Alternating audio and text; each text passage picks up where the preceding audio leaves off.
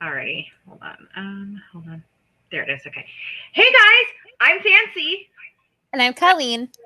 and this is Murder by Design.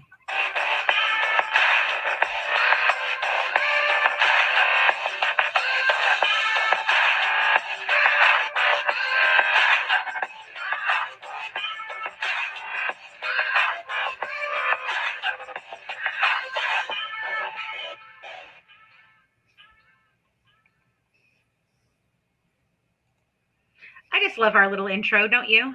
Yes, you guys don't see us, but when that plays, we jam out the whole time. It's amazing. I love it. I love it every time. I'm like, Flow to the beat. Yeah, I mean, they did the people that did these for us did a really great job. We Yeah, really they love did. them. So, anyway, alrighty, guys, welcome. Tonight we were supposed to have Lee Egan on, but there was some difficulties connecting today. So, unfortunately, we do not have her here. We will reach out and probably, I'm sure she'll join us next week or the week after or something very soon. So, and in addition to that, I just want to let you guys know we did finally get the Anne Brimner episode recorded for Susan Cox Powell's family, and I am going to edit that this weekend, and I should have it up sometime. Coming up here in the next couple of days. Oh my God, it's your cat behind you. I was trying to figure out what it was. It was underneath completely, and it was moving. And so I was like, is her husband behind her? What is going on here? See, like, it's back underneath, and so all you can see is it doing this. Yeah, she likes to lay solidly underneath blankets. I didn't even know she was underneath there. Oh, that's hilarious. That is hilarious. So anyway, guys, we wanted to get on here tonight. We're going to discuss a couple of cases that Colleen talked about briefly today and in her true crime tidbit. So Colleen, you guide us through and I'll just give you my thoughts. Right. So you guys, if you didn't watch today's tidbit, or even if you did, I talked about the so sad and depressing and tragic deaths and abuse cases of children that have happened in the recent weeks, most of them happening within the last week or so, but of people finally getting arrested. And that's why I wanted to bring it, because we get some justice. It just seems like this has been such a predominant thing this year. Like, right, it's been a lot. I don't know if it's just because we're home and we're able to see it more and we're focusing more and we're getting inundated on our social media with things. Probably. But I mean, it just seems like this is an extremely, extremely heavy year for these kind of things. Right, we got the Vallows, Gannon, Stout, Evelyn Boswell, Malia. Yeah, I mean, it's just going on and on and on, and it's just, I don't know. It's, and I think that we've talked about this before, and we talked about this in one of our podcast episodes with the suicidologist that we spoke with, and the fact that she believes that the pandemic and being locked indoors like this for extended periods of time, we're going to see an uptick in this kind of stuff, especially. Spousal abuse, child abuse, these kinds of things. And from the very beginning, that was one of my big concerns was about that. And I myself have been battling, just even in the last couple of weeks, my depression has been just out of control, and my daughter's battling it too. So, and I think as we get now into the fall, not only has it been, lack of social contact and lack of interaction with others, even strangers, lack of interaction. But now we're heading into seasonal depression time, where just the change of seasons causes an uptick in depression for a lot of people. And so, but the stress of the pandemic and, finance issues, leads to more depression, alcoholism, the stress, taking it out on somebody else. Children not being able to go to school to report, these crimes a lot of times. And I know, from personal people who I connect with, parents and people in general are reluctant to even go to like a general doctor visit right now because they don't want to be exposed. So now kids aren't, going to the doctor unless it's something serious. And so same with dentists. And so it's been a lot of lack of resources. And unfortunately, in a couple of these cases, law enforcement was involved in them during this time period. But there's some Stockholm syndrome stuff. There's the most likely children being threatened and not able to say. But so there are some interesting cases that we're going to talk to you guys about today. Right. So the first one is of Malia Bass from Texas. She was one of the first kids I talked about today. I could not believe the mother's story behind this little girl's disappearance. She says that she was cooking breakfast and she let the toddler, 2, play on the apartment playground by herself. No. I don't understand that at all. I don't understand that. It reminds me, there was a case, oh God, I don't know, years ago. And it was a little boy who was 4, and the mother had a young baby at home as well. And she allowed him to walk down the street to his preschool that was at the end, because he didn't have to cross any roads or anything. And he kept bothering her because the baby was crying and he wanted to go. And she finally just said, okay, you go. And then he never showed up. And a neighborhood teenager, 13, I think he was 13 years old, ended up taking him off into the woods and sexually assaulting him and murdering him. Yeah, I remember. And it made me so mad, because while I had a heart for the mother, she lost her child, I felt that was a completely preventable, situation. And it's not something that I haven't dealt with some of my own friends. When we were young and having our children, I had a friend who her daughter would wander off all the time, and I was like, oh my God, you're gonna lose this baby. She's beautiful. Someone is gonna take her, and so I don't know. Who lets a 2-year-old just go out into the apartment area and play? And even if it's COVID in the summer in Texas, and in August, Texas wasn't hit a lot, but it's a 2-year-old that you'd send them out to a playground. That's just open grounds to be abducted. Absolutely. Well, not to mention that, okay, so let's take out the, that, but let's just talk about the fact that could be easily, the child could have gotten hurt. Falling, right. Falling into something, breaking a bone. It's clear that there were, storm drains nearby. She could have, drowned on her own. Yeah, I mean, I just don't get this. It doesn't. That excuse is dumb, right? Because nobody will believe you, and if we do believe you, then you're still negligent. Yeah, you're still negligent, and your child died because of you, right? Yeah. So, I don't know. So kid goes missing, and she calls the authorities. They put out an Amber Alert. The parents are young. Well, the mom's 20, the boyfriend 21. And then we find out they do find Malia's body. She was actually in a bayou.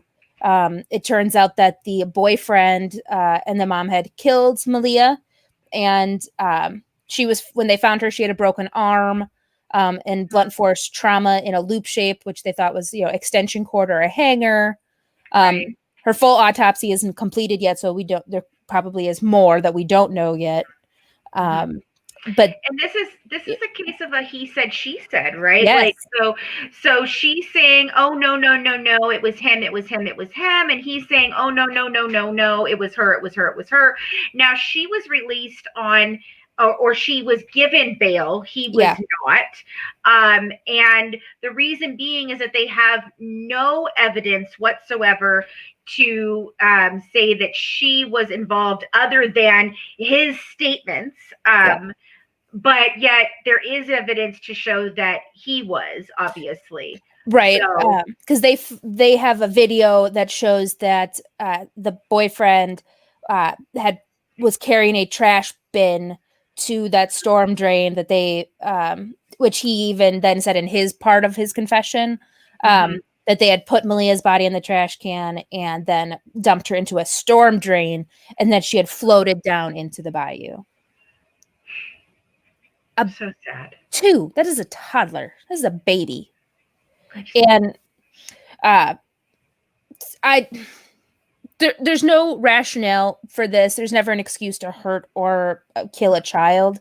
But the thing that they said was, oh, well, she wouldn't sleep and she wouldn't stop crying. So we beat her, put her in a closet naked, and woke up the next morning and she was dead.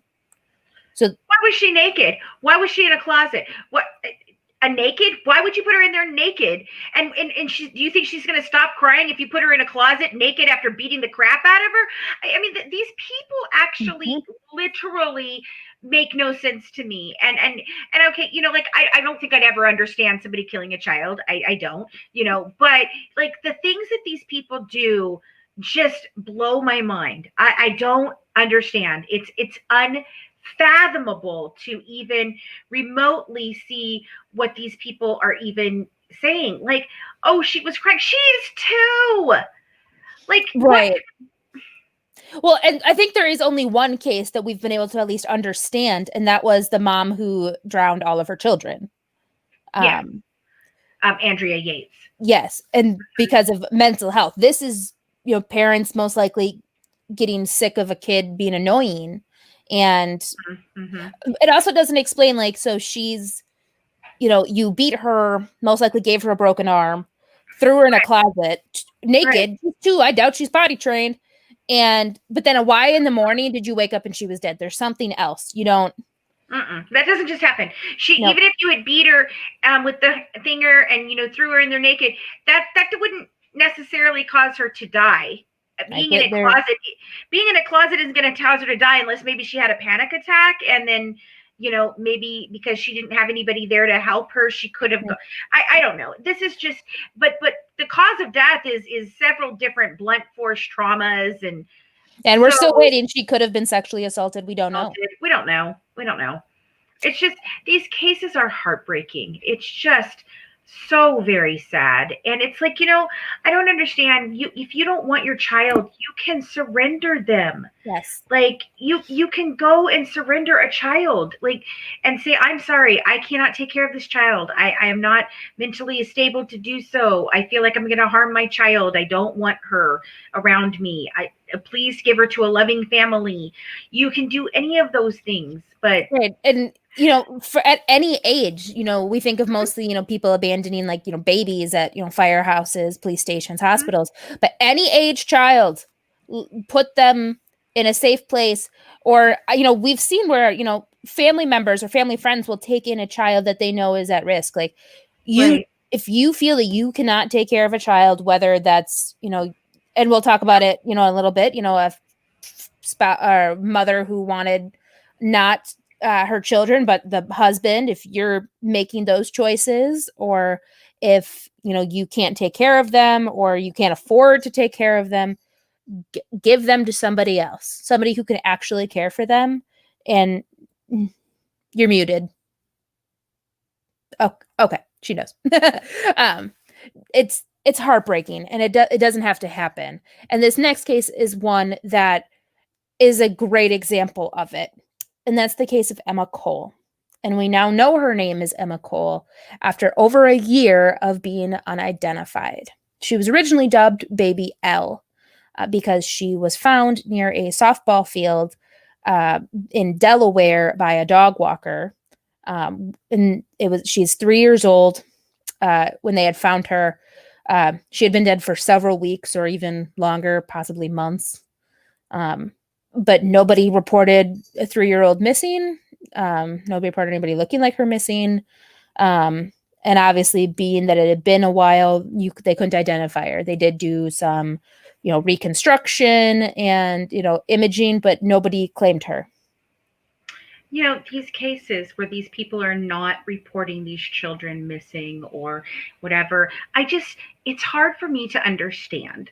As someone who's about to be a grandma, I'm very excited. I'm expecting my first grandson in just a month, and we've been out shopping for him, and putting together everything.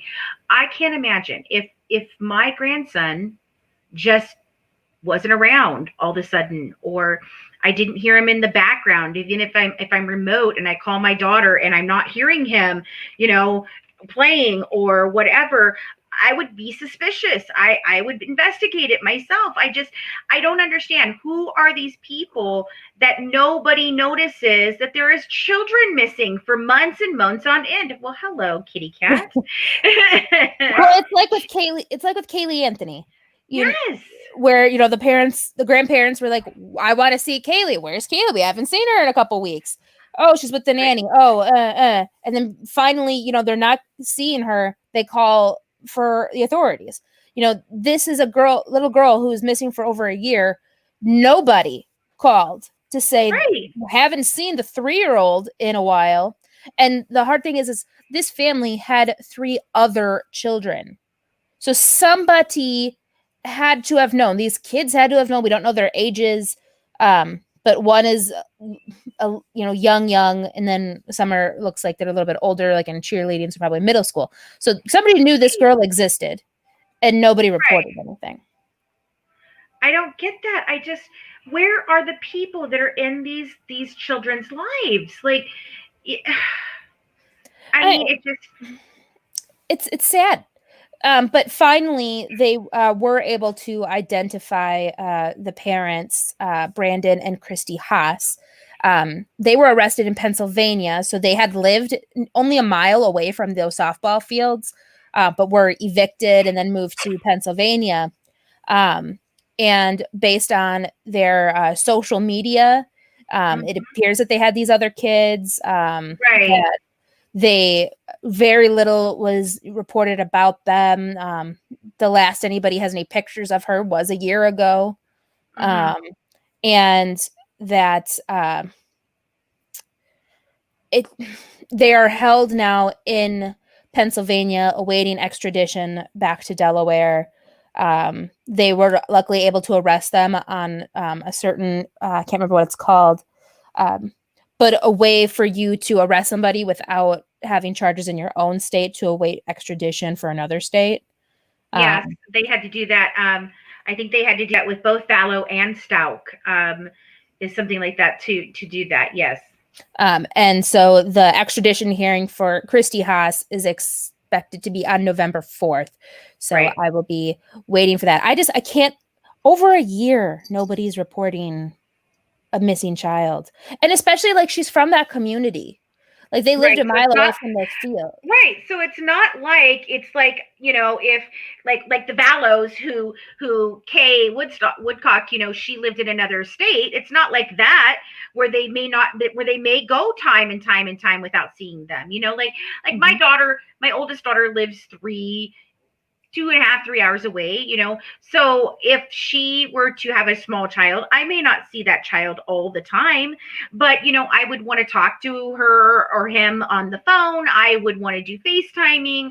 I would want to do all those things. And so I can't imagine for a year, it just seems like, where are the people in these people's lives? Like, are they hermits? They don't live just in their home, never coming out. Like, Right. And for the fact that they found this little girl, and by the time they found her, she had already been dead for several weeks or more than a month. So where did they have her at their home for that period of time? That nobody had seen her, right? That she was dead at their home somewhere for weeks before they decided to move her. And whether they decided to move her because they were getting evicted and they couldn't keep her body in the house somewhere. So bizarre. It's just so bizarre. It's a hard thing for me to swallow. I just don't understand. But real quick, hold on. I have to grab the number so I know that I'm getting it right, so you guys can win. Because we've been doing this for a little while and we haven't got you guys to do it yet. So hopefully tonight maybe we'll be able to pick a winner. And I was going to do this. Okay, so I wanted to show you, first of all, this kind of goes along with what we're doing tonight. So as you remember, our friend Diana, who used to do a lot of the psychological stuff on our show, she now has opened up a store where she prints a lot of different things. And this is one of the shirts that she just made me. So as you can see, we have Jason and uh, it, and I can never, Michael Myers, right? And tonight's special word of the week is Freddy Krueger. So this guy right here, but Dice Designs, DII apostrophe S Designs, and I will get you guys a link to that. Made these specially for me. You guys want to go over and check her out on Facebook. She does an amazing job. She's made all kinds of really cute stuff. I have several of these cute shirts. So anyway, today's word of the week is Freddy Krueger. You want to timestamp it for whatever time period we have asked at this time. And it is, let's see, 20 minutes and 46 seconds in. So that is your timestamp. You want to text your name, the word of the week, 20 minutes and 46 seconds to 502 653 9528. And if you get all of it right and you're the first person, then you will win a special prize from us, and we will announce your name and get the details from you on Monday night's new live crime of the week. And what is our crime of the week or crime of the month going to be this time, Colleen? Jeffrey Dahmer. So excited. So excited for that. Yeah, I know, it is super cute, right, Nay? I love it. Like, there's a couple of them that she made for me. This one was the Friends one with the cereal, with the characters, and then she made me a Hocus Pocus one to go with the pumpkin that I just carved this weekend for Emily's birthday, my daughter's birthday. We did all of that. So I enjoyed it. That she's done a great job. She made a bunch of stuff for my grandson. So just go check her out, guys. Support one of our friends. And I definitely support small businesses during this time. Yeah. They're struggling. I know I've been ordering, not recently, but ordered a couple of different shirts from like Etsy. Like this one is like dedicated teacher, even from afar. Right. Because I'm right. And I have one that says quarantine and teach. Because that's life at this point. But anyway, okay, so there you go. That is the word of the week, guys. The word of the week. Hopefully we'll get a winner this week so that we can, go on and finish up and go to a new word. And you guys are going to get an amazing little prize from us. Before we go on to our next little case that we want to cover here, my hair is all weird tonight. Super strange. I don't know what's going on. I've got all these little flyaways. I wanted to let you guys know that Colleen and the girls were able to go ahead and get the second episode of the Scott Peterson recorded. Colleen, when do you think you're going to be able to get that edited and up? It should be up Monday. Okay. And then I'll release my third one. We were able to fix that one without having to redo it, so that was good. And then we should this week be recording our fourth episode. So the final episode, which is the actual real head-to-head with questions from Tori and Christina for me and Colleen, and where we get to kind of, talk a little bit with each other. And we're also, they're giving away a big prize for that as well. You guys get to weigh in as to what the verdict is, because Colleen, we've both presented our cases for guilty, not guilty. And so you guys get to be the jury and, give us a little shout out and send us a little email and tell us, what you're thinking. And we'll see. And then we'll pick a winner from that, announce it on our social media. So you guys are going to get another chance to win something. So you want to check out that, because I'm really excited about that series. I think it was a really great series. And I'm really excited about the fourth episode. I think we're going to bring some really cool stuff to the table. So anyway, two great ways for you to win a little bit of merchandise from the Good Wives and MBD. I'm a not guilty person. Oh, wow. Nay, you're one of the first. You're one of the first. Nay gets a shout out. Oh, wow. All the applause. Wonderful. I'm still on my own more than half the time. Thank you, Nay. After you listen to all 4 episodes, she's going to say, nope, she is guilty, isn't she? Nope, she's going to tell you he's guilty. She's going to say he's guilty. Nay, don't disappoint me. You thought you had it. No, No, so just kidding. close. I am. I It's too am. many. It's too many No! things. God damn it. So close. You So thought so. close. Well, Colleen, sorry, but no cigar. Anyway, all right, guys, back to a couple of things. Oh, anyway, I'm working on getting the link to the Facebook group. Here we go. You guys can join anytime. I believe it's a public, yeah, it's a public group. So here is the link to our friend Diana's store or Facebook group, and then you can order. She'll make you custom made stuff. So yeah. Oh no, Nate does think he's not guilty. Oh, I do. Oh, she does think he's not guilty. Okay, well there you I'm go. not as Colleen. disappointed. You got one, Colleen. You got one.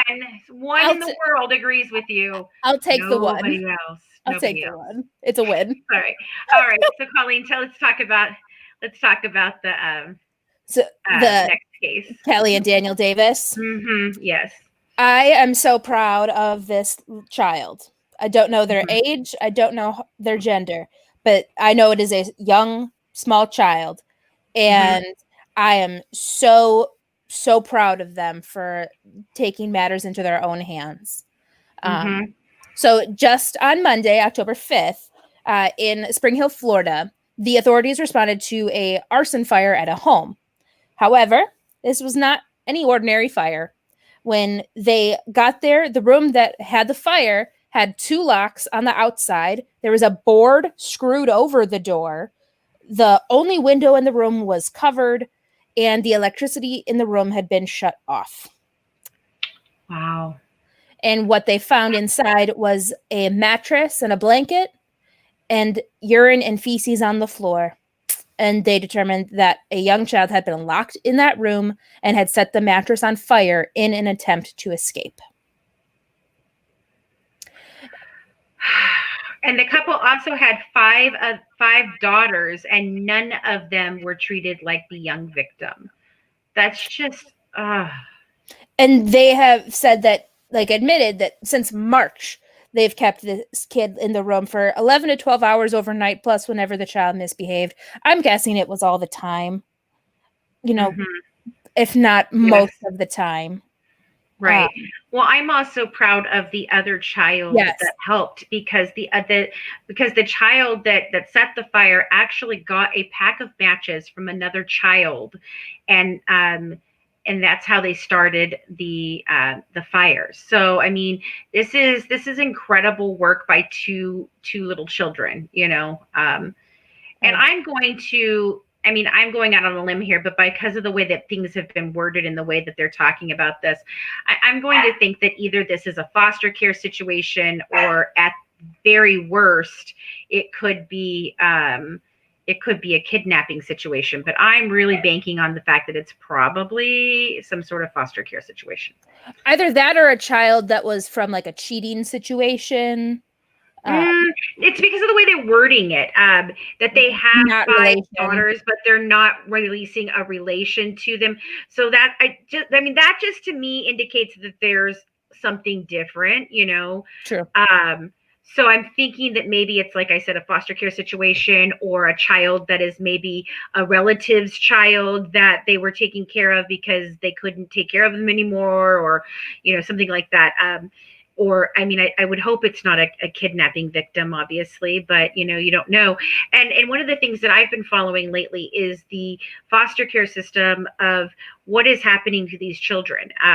It is something like 100,000 children go missing every year from the foster care system. Like, where are these children going? Like, and I think that's the number. I know it's some astronomical number. I haven't looked at it in a while, but I know that it's just outrageous. And it's like, where are these children going? Who is taking these children? How are these children going missing? And there's nothing being done. Kids? Who's taking these kids? Are they being sold? What is going on here? And I don't know.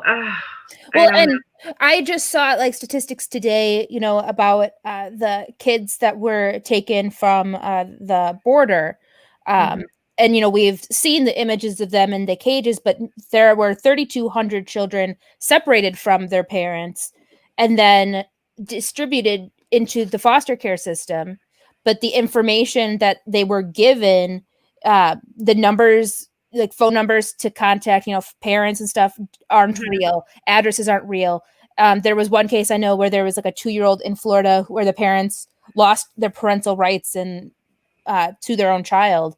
And with like, at least in, our regular foster care system, who the parents are and Mhm. where to be able to find them. It's so sad in this case. Like, these are just children out there, no idea who they are, who they belong to, and where they came from. Right. It's Right. It's just so terrible. sad. And we just talked Sensible with crime. I think he is too. no doubt. We just talked with the lawyer for the Susan Cox Powell family. Mhm. Um, And yeah, Brimner. yep. Mhm. And I can't wait for you guys to listen to that, where we talked about the issues that the CPS, or it's not called CPS anymore, Right. Okay. DCHS. I want to address that real quick. All right. Yeah, So apparently they are no longer calling CPS because CPS stands for Child Protection Services, right? No, it is now Department of Child and Family um, services. Services, Child and Family Services. Do you want to know why, folks? Do you want to know why? They didn't just change their name because, it was a cool thing to do. Oh, no. Do you know that they actually made a statement that they are not in the business of protecting children? Yep, they made that argument in court. In court. What in the ever loving fuck? I'm sorry. Yeah. I am sorry. What are you talking about? That is your whole job. That is your only job. That is Yep. the entire reason why you You are have there. one job. One job. One job. I cannot even understand. And so not only are we just gonna not take responsibility for it, oh, we're gonna change our name too, so we can't be called out on it that our name is Child Protective Services because protective is in our freaking name. Right. Just to say that, we took your kid from your home and we put them somewhere else, but we are not responsible for what happens. We will not What protect do you mean? them. Then what the hell is the reason for taking them out of the home in the first place? Aren't you protecting them by taking them out of the home? I don't understand this. Please, somebody explain it to me. Somebody explain it to me in a logical way, because I've looked at it every way from sideways from Sunday, and I cannot figure it out as to why in the hell they thought that was even a good argument, first of all. And second of all, well, then what the hell are you people doing? Because obviously you're not protecting children. I just couldn't believe that Anne was like, yeah, they made that argument in court that In it was court? not their job to protect the kids. Then what are you doing? Right. Then what is your job? What is your job then? Please explain to me. Enlighten me. If you are a former CPS worker, now a DCFS worker, and you understand this, please reach out. I would love to hear from you and explain to me what is your job, and why are you not responsible for protecting children if your whole thing is you're taking them away from parents that can't take care of the children properly? They most likely were getting sued, like just like in the Gabriel Fernandez case. It's a liability to say that we're going to protect them when they can't. So let's just change the name so they can't say that we're responsible for the protection of these kids. But you're taking them away from their parents, so obviously that is your job. I think it's horrible. I'm just thinking like that's why they did that. Oh, so no, I agree. I agree with you. So they can't be sued because it's become, it has become a thing since Gabriel Fernandez.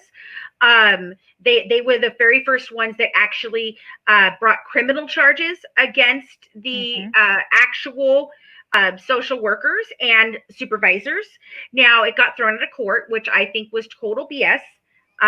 There is no reason that should have happened. I truly believe that is wrong, and it is upsetting to me in so many ways, because I think that was that case specifically is a case that I believe that they were not only just negligent, I mean wantonly negligent. They were blatantly negligent in that case, including the supervisors. I believe that there was too many reports of things that they did not follow up on. Well, that's why, I think the social workers in the Lacey Spears case, absolutely them as well. I don't want them just to be, given a fine and some community service. I think they really should be in jail.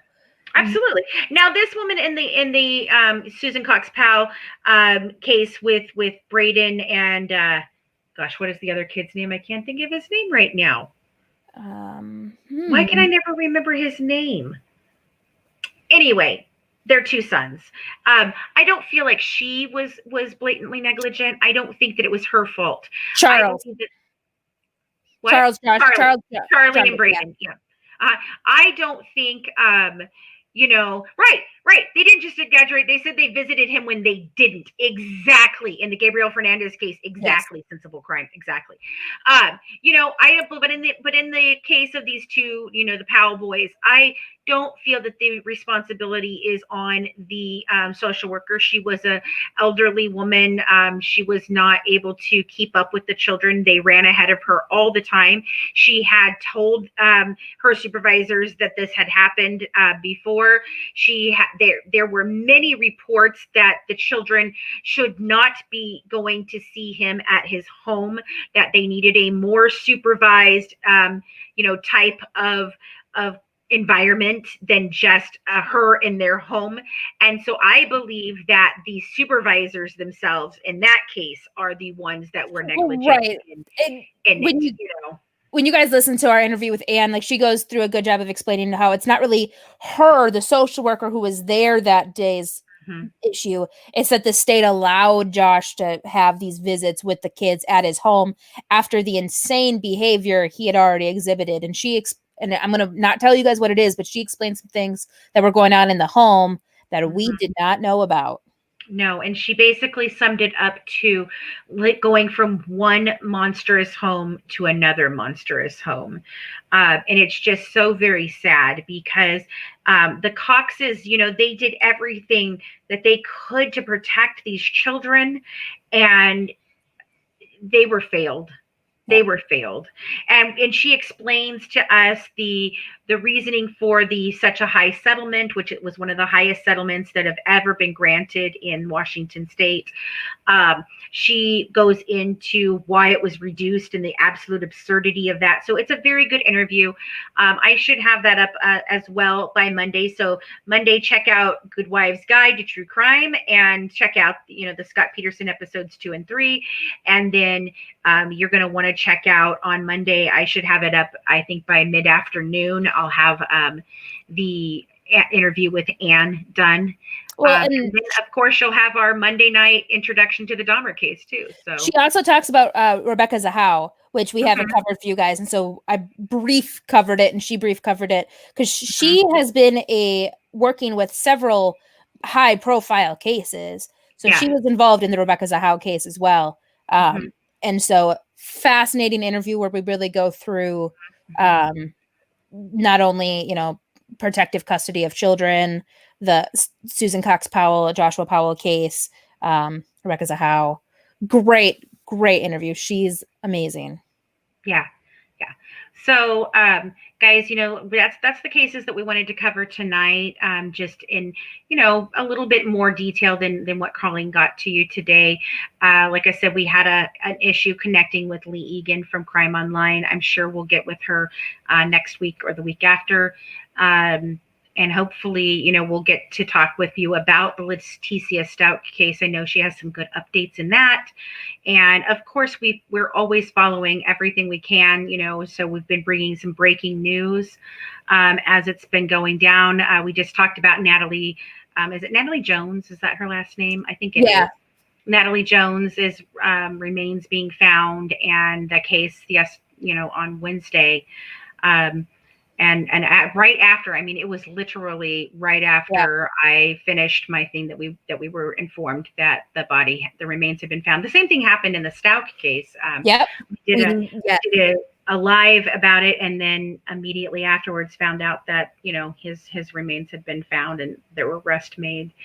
So I mean, we're always trying to give you new stuff here, guys. Well, okay, so there's one more case that I haven't talked about yet today that I didn't tell you about because I just saw it. Lee had talked about it just 2 days ago, but it's not enough for us to talk about any other time, so I want to bring it up. And it's even more horrifying than what we already talked about. Are you kidding me? More horrifying? I don't know if I can take that today. It's pretty bad. Oh, geez. Okay, well, go ahead. So, in Pennsylvania, a 29-year-old father was arrested after he sexually assaulted his 10-month-old. When the officers arrived at the home, they found the baby unresponsive in a blood-saturated diaper. And instead of getting help for this baby, which he caused the harm, he then went on Instagram to flirt with some women. Yep. That's what he also hit the baby. The baby had a blunt force head trauma. But you just wow. Sexually assaulted his 10-month-old baby. Then goes online to goes on Instagram to flirt. Wow. Just wow. That's the whole headline. Apparently there was also no hot water in the house either. But like that's the headline. He's a winner. That's the only part of that case that I was like, a baby. That is a 10-month-old. It's a baby. And then to go online and flirt with women on Instagram after. Oh, it just infuriates me. Absolutely infuriates me. Yes, Sensible Crime. I'd love to share some with that guy. Yeah, exactly. Yeah. Just give me 5 minutes alone. That's one of the reasons, like I originally when I came out of high school, I've always wanted to do my acting and writing and this kind of stuff. But I was always told, you need to have something to fall back on. So I originally was going to go to school, and I did. I took a lot of criminal justice courses, and I wanted to be either a homicide or SVU detective or a narcotics police officer. And I chose not to after hearing about a specific case in our hometown, because I realized that I just was not going to be able to contain myself if I ended up in a home where things like this had happened. I think they would have met my fists at the back of the house, and then I would have been like, I don't know. So, I mean, yep. I knew that I was getting, we want to talk about police brutality. I knew I would do police brutality on people like that. And I felt like they needed it. So, I was like, I would have been justified in those. But so I chose not to go into that profession because I just could not. I chose this, as reporting on it, because at least here I feel like I can make a difference with some distance between me and the perpetrators. Little bit of news that I kind of teased out on my own personal Facebook page the other day. Kind of got dressed up and I said, I guess where I'm going. And, I gave you a hashtag of Gypsy Rose. Well, I've got a little bit more news about that. So first of all, I just did a piece with Law and Crime Network covering the Gypsy Rose Blanchard case in extreme detail. And honestly, I can say it was an interview. It was really good in it. And I did get to talk about things that I've not got to talk about at all for the past 5 years. So, I think that was really great, but I'm actually taking a trip to Springfield coming up here at the end of the month. And I am going to do some filming for what we hope is going to be the beginning of a documentary that we are working on and part of our book that we are writing. So that kind of just fell into my lap a couple days ago. And so I didn't even tell the team yet that I was going. So I am doing that. I'm not announcing when I'm going to go because I don't want, to deal with that. I'm just going to go and do some things down there. So I'm kind of excited about that. But, we've kind of gotten far away from Gypsy, but we'll have to always remember that that's where we started, and so it's always going to have a special place in all of our hearts, regardless of whether we love it or hate it. Right. It brought us all together. It did. And we learned a lot. I think we learned a lot and we learned a lot from there, and we've come a long way. Yeah, we've grown a lot. It's been about has it been a little bit over a year since our 1-year anniversary of starting the podcast? Yep. Yeah. It's been almost over a year. Yeah, just a little bit over a year. So, and I originally thought that maybe that podcast was not the best. And now that I've gone back and thought about it and in a different light, I really think what we did was something kind of amazing with that. So, and our book will be kind of be very, very similar, except it's going to go in more detail. So, but we're still working on all of that, guys. We haven't forgotten that. And so I'm really excited. The episode of Law and Crime Network. Where she told me that it should be out sometime in January. It's going to be a pretty big episode. It's not going to be some small thing. They're going to do pretty elaborate stuff, and I'm actually going to end up being a consultant for them on several other things. So I'm really excited, guys. So that's something great that I can announce that's happening right now. This has been a hard year for everybody, but we have grown a lot in this year, and I think that we have to focus on that. We talked a little bit about depression and things at the beginning of this episode, and I wanted to say that I am a big person in looking for the good in the day. I always try to tell people to look for one positive thing in every day. And if you look for one positive, you'll find more positives. A lot of times it's there, you just don't realize it is. So I'm really trying as we all go through this trying time and continuing into, especially like Colleen said, now we're hitting up against seasonal depression, and some of the people who might have been able to get out to do things that might have helped their seasonal depression be less, didn't get to. So now it's going to keep building. So just try to find positivity, guys, and something. There is something positive every day. There has to be. When I lived with my parents when I was still in high school, and my younger brothers, every time when we sat down for dinner, we would go around the table, name one good thing that happened to you today. Whether it was small and be like, I didn't fall asleep in class today, or something small, but it really make sure you tell yourself that. I have one of those little books. I was just going to say one line a day. Yeah, the little gratitude book. I have one. Here it is. I love it. This is, and I got this from one of the little groups that I'm in where you send special gifts to people. So this one I really love. It says, good days start with gratitude journal. And each day it's just, it has a quote, and it basically starts off with some things like I'm thankful for, I did it, so you can just write down different things. And so it's really easy. I started off in writing, and I forgot about it for a little while, but I've been starting to do it again, and it has helped my mind be better. Oh, hey, Christina. I have one of the ones that's one line a day, 5-year journal. So every single day it has 5 spots from 2020 till 2025. And I really like those because then it allows you to look back. What did you do last year? In 5 years from now, I will have been far done with my college degree. I will hope to have 1 or 2 kids. I hope big with this, and so looking back, like October 9th of 2020, I was in my home for the 233rd day of the year, and we did it was my true crime tidbit and our live, but that was today, and and next year will be even bigger, and going forward. So it allows you to look back, and especially in the future, then to look back on how grateful you are for things that have happened, because you don't know what you do today or what you did yesterday, how that will play in the future. And it really does. Right. It does. And try to stay positive, guys. I did. I wanted to leave you guys with a positive note because, we talked about some very dark and dreary things today. But guys, make sure that you go ahead and text us so that you guys can win.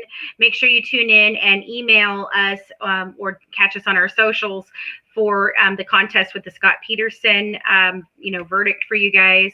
And we've got so much coming down the pipeline, guys. We've got two brand new podcasts coming out at the end of October. We've got our couple of documentaries that we're working on. I'm working on something with Delphi. We're also working on our serial killers around the world series.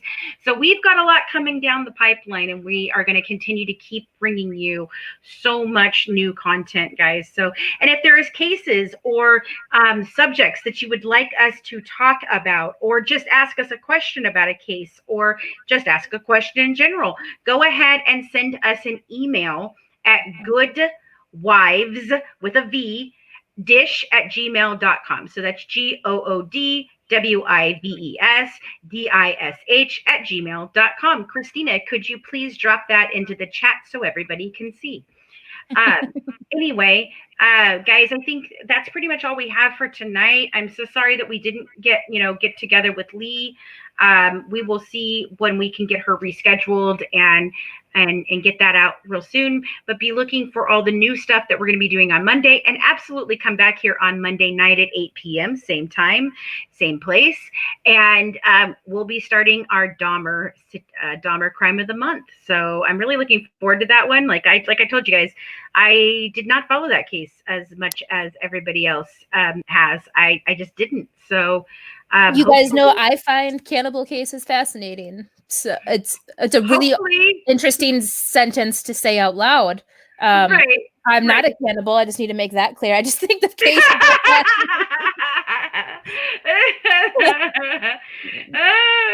That's why I think it's funny that I ended up covering the cannibal case that just broke recently, and you didn't, because I was like, oh, for sure, Colleen's gonna grab that one, and you didn't, so I got to talk about it. But I hope to learn a couple of new things too. So stay tuned, guys. We'll see you back here on Monday. And don't forget, we have our This Day in True Crimes, which I am so sorry I forgot about doing this week. My bad. And I totally forgot to put them out. I will try and get them out over the weekend just so you guys have them. And we will be collecting them and putting them on our YouTube channel as well, because we put them on at the end of the week. So you guys at YouTube didn't miss anything. But Monday through Saturday, we do our 5 minutes at 4, and Mondays, Wednesdays, and Fridays at 3 p.m. now. We're changing them to 3 p.m. Eastern. We will be doing our true crime tidbits. Monday and Wednesday is me. Friday is Colleen. So, alrighty, guys. Well, have a good one. I am so excited that we got to talk with you tonight. This was kind of fun. I enjoyed talking about a bunch of different cases tonight than just the one we were going to talk about. So that's cool. What the heck is going on? Why did it do that? That is bizarre. Is it there now? I can't see. Yeah, okay. I swear, I always have a hard time with this, but I'm getting better with it anyway. But guys, just keep coming back. If you have questions, if you have comments, please leave them in either our section below, or you can, like I said, send us an email. We love to hear from you guys. We always love to know what you guys are thinking. So have a good one from the Good Wives, serving up true crime one dish at a time.